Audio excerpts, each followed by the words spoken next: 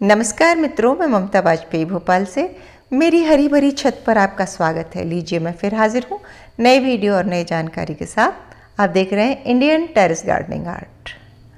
आज की वीडियो का विषय है कि क्या केयर करें जो हमारी बगिया रोग मुक्त रहे।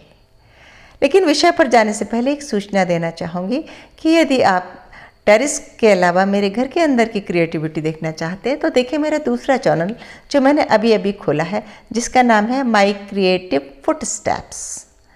एक बार ज़रूर जाएं, आपको सर्च करने से भी मिल जाएगा और मैं डिस्क्रिप्शन बॉक्स में लिंक दे दूंगी।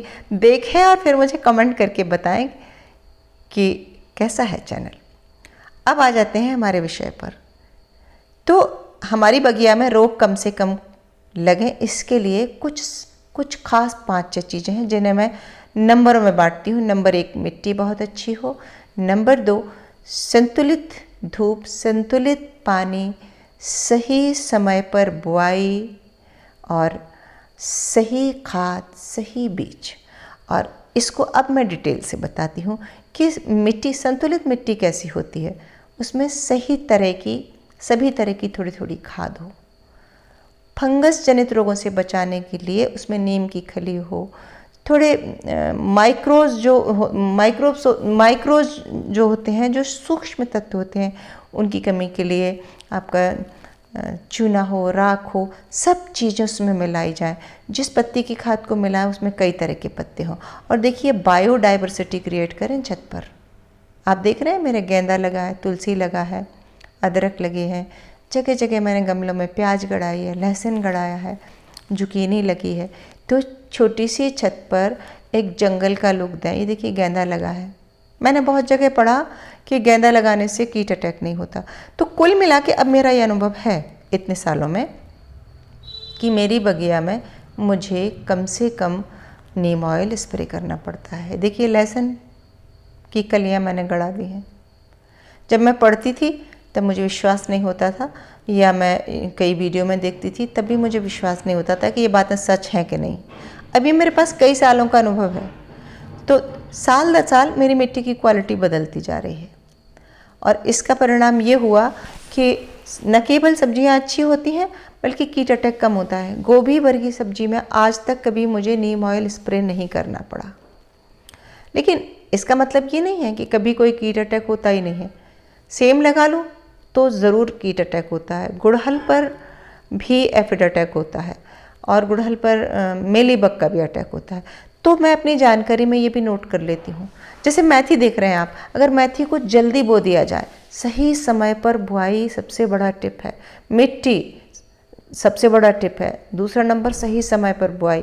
यदि आप अर्ली बो देते हैं या आप लेट बोते हैं तो बहुत बीमार हो जाती है। मेथी तो टिकती ही नहीं है, मर जाती है। और यही धनिया के साथ है। तो फिर आप अपनी डायरी में नोट कर लें कि भाजी वर्गीय सब्जियां इस टेम्परेचर से इस टेम्परेचर के बीज बोएं। तो सही तापमान पर सही क्वालिटी का बीज ट्रीटेड होना चाहिए। वो चाहे केमिकली ट्रीटेड हो या आप ऑर्गेनिक तरीके से उसको ट्रीट करें। पौधे से पौधे की दूरी, ताकि पौधे को पूरी खुराक मिले। बीच बीच में उसको टॉनिक मतलब उसका आहार संतुलित हो। ज़्यादा और कम नहीं बोल रही हूँ मैं। और टॉनिक का मतलब लिक्विड मैन्योर वगैरह, सही पॉट साइज, ये सब चीज़ें अगर रहती हैं तो पौधा हेल्दी आता है। जैसे ही पौधा हेल्दी आया तो नेचुरली उसकी रोग प्रतिरोधक क्षमता बढ़ जाती है, नेचुरली। जब मैं बायोडाइवर्सिटी की बात करती हूँ, जैव विविधता, यानी कि छत पर देखिए कुछ मेडिसिनल प्लांट हैं, कुछ फ्लोरल हैं, कुछ भाजियाँ हैं, कुछ फलदार भी हैं। अभी एक टब में मैंने मूली लगाई है, गोभी लगाई है। जब भी आप मिक्स क्रॉप करें, मिक्स क्रॉप करने से, यही मैंने पढ़ा है, मिक्स क्रॉप करने से रोग कम आता है और मिट्टी की गुणवत्ता बनी रहती है। तो मैंने ये सोच कर ये मूली लगाई है इसके साथ कि कुछ समय बाद मूली उखाड़ ली जाएगी और उसके बाद हम भरपूर जगह दे पाएंगे गोभी के लिए। ये टमाटर मैंने लगाए नहीं हैं, पर ये उग गए हैं तो बस मैंने इनको हटाया नहीं है। तो जब आप मिक्स क्रॉप करें तब क्या ध्यान रखें, एक जैसे नेचर वाले पौधे लगाएं जिनकी पानी की रिक्वायरमेंट, सनलाइट की रिक्वायरमेंट एक जैसी हो। भाजियों के साथ भाजियाँ लगाएंगे अच्छा है। अब अगर कोई पौधा ऐसा है जैसे मिर्च है, मिर्च को संतुलित पानी चाहिए, ज़्यादा पानी होते ही मिर्च में रोग लग जाता है।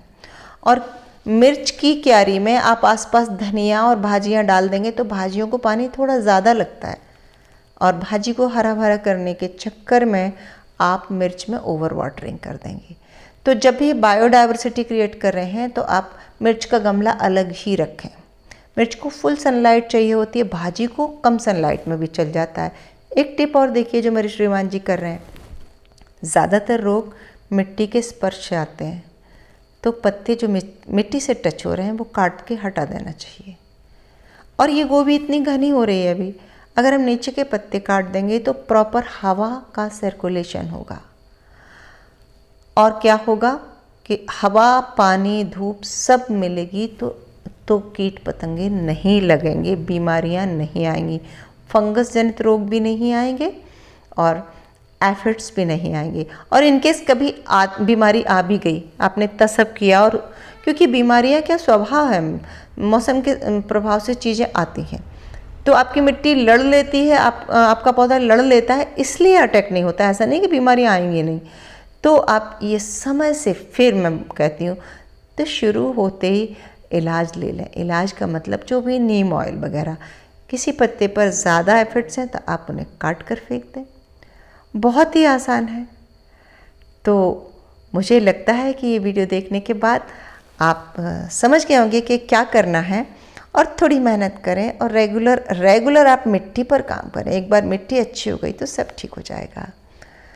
कैसा लगा वीडियो कमेंट करके ज़रूर बताएं। मिलते हैं अगले वीडियो में, तब तक के लिए नमस्कार।